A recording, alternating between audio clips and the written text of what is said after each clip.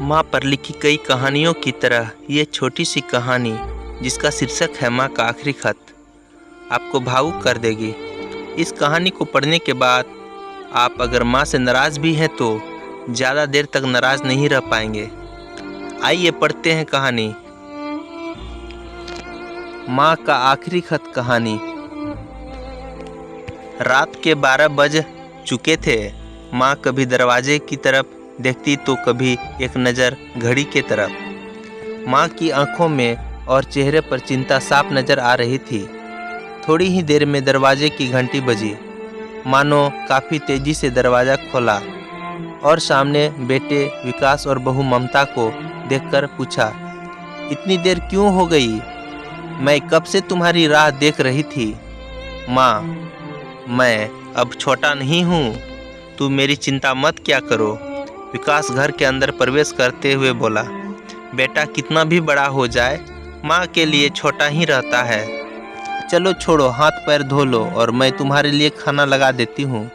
माँ ने दरवाज़ा बंद करते हुए कहा, माँ जी हम बाहर से खाना खाकर आए हैं, आप खा लीजिए, हम सोने जा रहे हैं। बहू ममता ने कहा, लेकिन मैंने तो तुम लोगों की पसंद की खीर बनाई है, आओ थोड़ी थोड़ी खा लो। माँ, तुझे एक बार में समझ में नहीं आता क्या?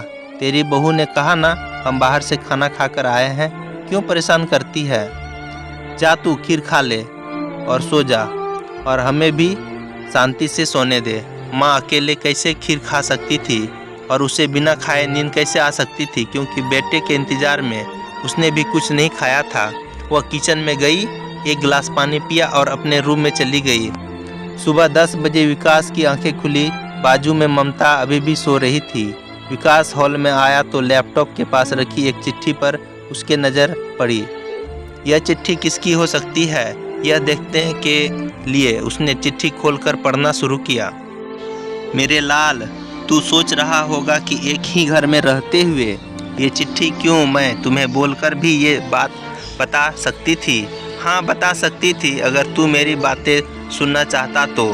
किसी एक्सप्रेस गाड़ी की तरह तू आता है और कुछ ही पलों में निकल जाता है। खैर वो सब जाने दो। कल तुम्हारा जन्मदिन था, इसलिए मैंने खीर बनाई थी। सोचा कम से कम आज के दिन साथ में बैठकर खाना खाएंगे। मगर मैं यह बात भूल गई थी कि मेरा बेटा बड़ा हो चुका है, तो अपने दोस्तों के साथ पार्टी करके खाना खाकर आया। चलो मुझे इस बात की खुशी ही हुई, मेरी दवाइयाँ ख़त्म हो गई है।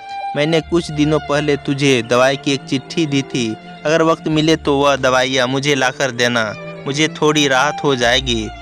विकास को याद आया कि 4-5 दिन पहले माँ ने एक दवाई की चिट्ठी दी थी। उसने अपने ऑफिस के बैग में जाकर उस चिट्ठी को तलाशा और उसे खोलकर देखा। उसमें लिखा था, मुझे ऐसी दवाई लाकर दो जिसमें मुझे अपने बेटे को भुला सकूं। विकास को रियलाइज़ हुआ कि मुझसे बहुत बड़ी गलती हो गई है। उसकी आंखें नम हो गई। वह तुरंत अपने माँ के कमरे की तरफ दौड़ा। सबसे पहले उठ जाने वाली माँ आज क्यों नहीं उठी थी, देखकर उसे आश्चर्य हुआ। उसने माँ को उठाने की काफ़ी कोशिश की, लेकिन माँ एक गहरी नींद में सो चुकी थी। विकास के पास फूट फूट कर रोने के अलावा और कोई चारा नहीं बचा।